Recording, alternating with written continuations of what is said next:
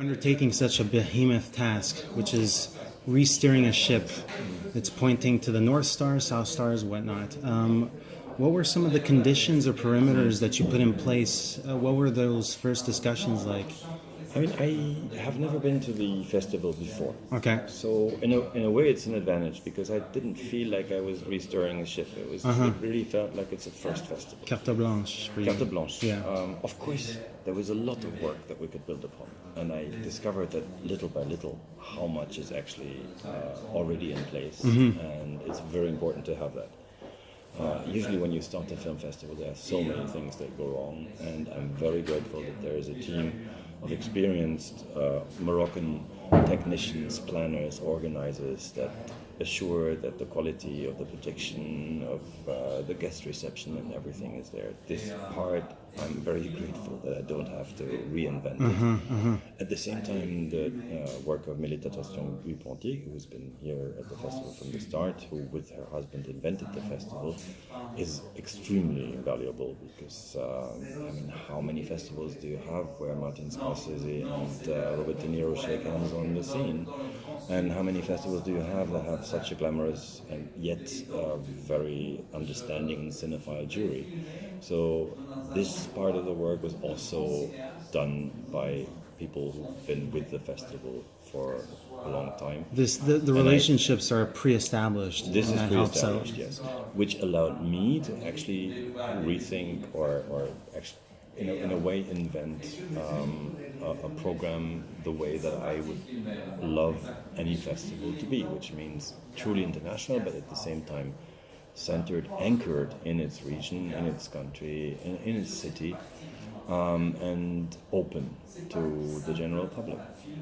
I like festivals where you can meet people, where you can make chance encounters, where you have films that are true discoveries because they're not just the standard fairs, and yet have a very popular approach like we have with the screenings on Jamais, with some of the gala screenings, so that you really think of all the population, those who go to cinema for pure entertainment and those who have a more intellectual approach.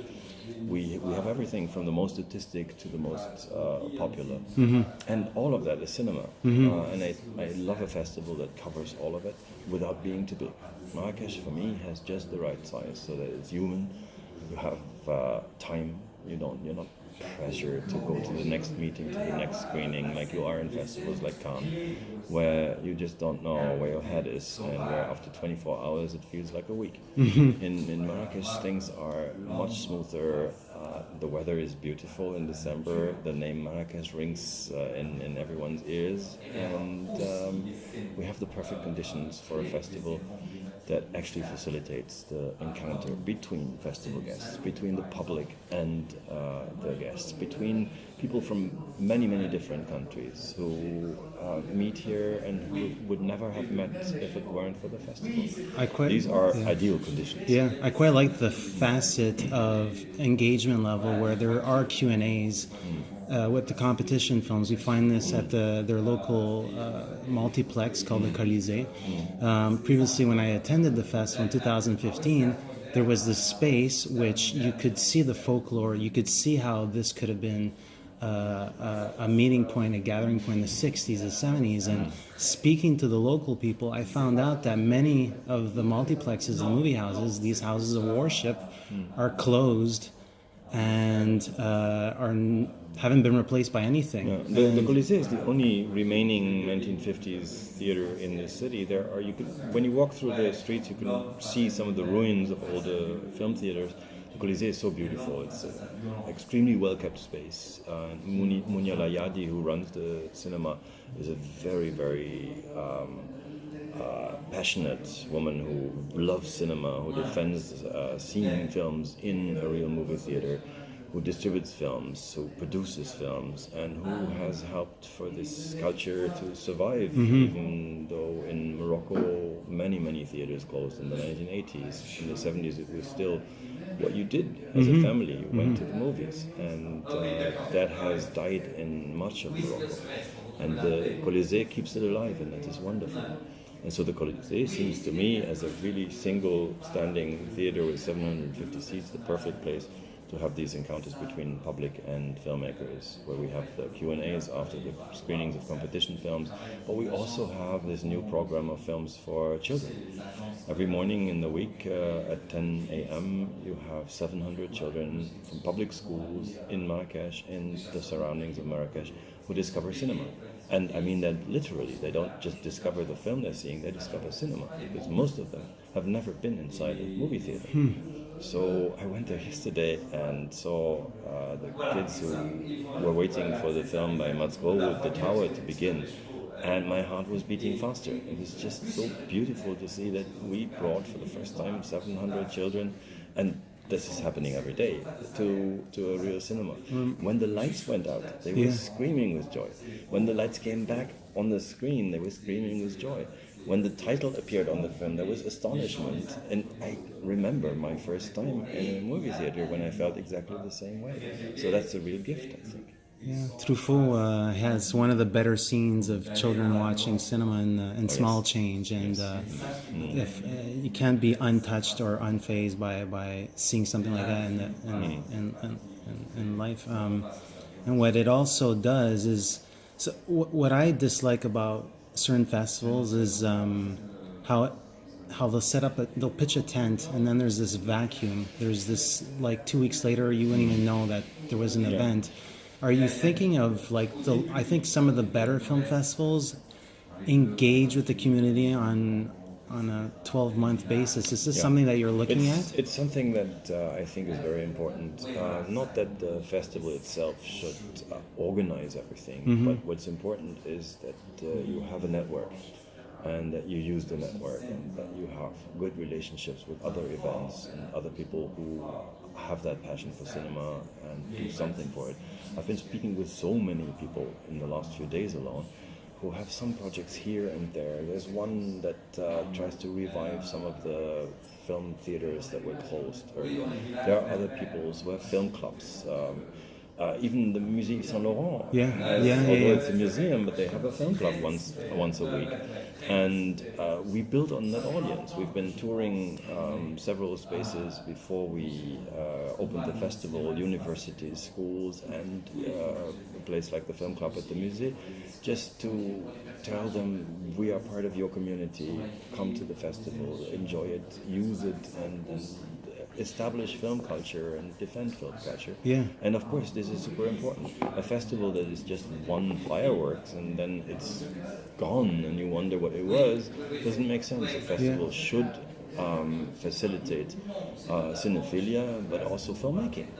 Of course we have, with the Atelier de l'Atlas, the Atlas workshops here, a tool that can be used to encourage young filmmakers in the Maghreb, in the African continent, to continue making films, to start making films, and to bring them back to the festival. So it goes both ways. If you actually engage in this all year round, you will not only transport the idea of the festival into the whole year, you will also benefit from it and reap what you saw the next year. I think this outreach that we started to the local community, explaining how to get a badge, because the festival is free. It's free for everyone. Everyone can register for a badge and attend the whole festival for free. But many people don't know about it. And some people are too shy about it. So we have to encourage everyone. Go to the communities and tell people, come, the festival is there for you. I told the students we met in the Faculty of Science, I told them, what do you think? Why do people travel from Argentina to Marrakech? Not to go over the red carpet or to stay in a 5-star hotel, although that's very nice. They come because they want to meet you. They want to meet you here, you people. So you have to come to the festival and give them that opportunity. They want to know what you think about their Argentinian film or Japanese, Chinese, whatever. And I think people understand that. And it's gratifying to see the same faces that we promoted the festival to. Now, after the screenings, they come to me, they talk to me, and that's wonderful. You can't be isolated. You can't run a festival in a competition films.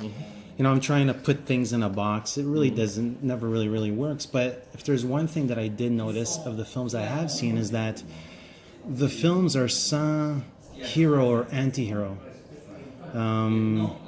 Again, it's too easy to paint one easy stroke, but that's one commonality that I did find, besides the fact that many are co-productions, which is a new reality.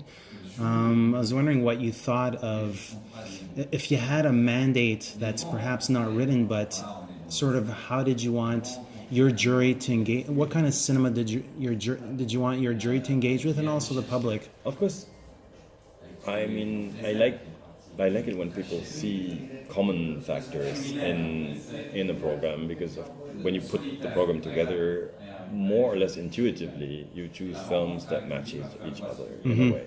At the same time, we tried hard to create diversity at the same time. We have at least different cinematic approaches in many of the films. And of course we want to not bore anyone. They should not see the same film 14 times, and I don't think they do.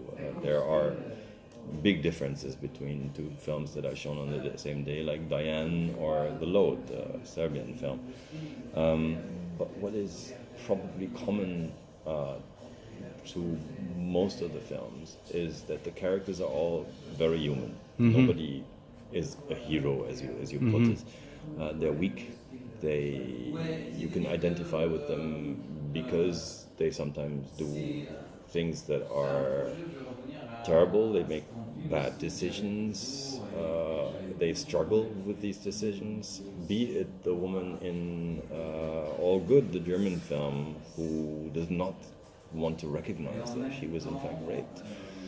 Be it the truck driver in The Load, who just ignores what kind of load he's carrying, or the woman in Irina, who suffers in her marriage and who is trying to keep her family together by taking some very wrong decisions at the same time.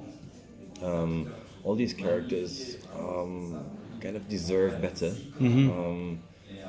And are trying to find out how to get the most out of life, and many fail, which is reality. And I think that humanity is something that is common in many of the films.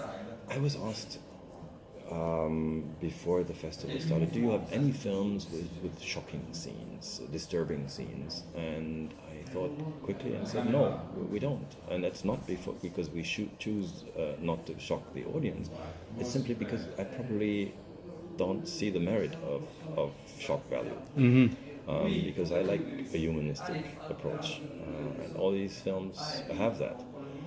They are very sharp in their cinematic style, in very different ways, and some films may not be as easy to access as others, but there's no need for shock value.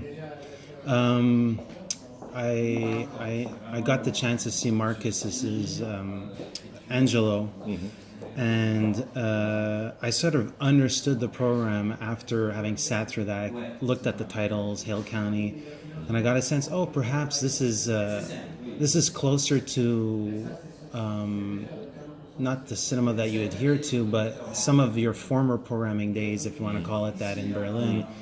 This section is perhaps truer to a different level of engagement. Yes, the 11th Continent is certainly a program that was inspired by what I did before. That I can say, because I thought that there is no audience that will not enjoy that.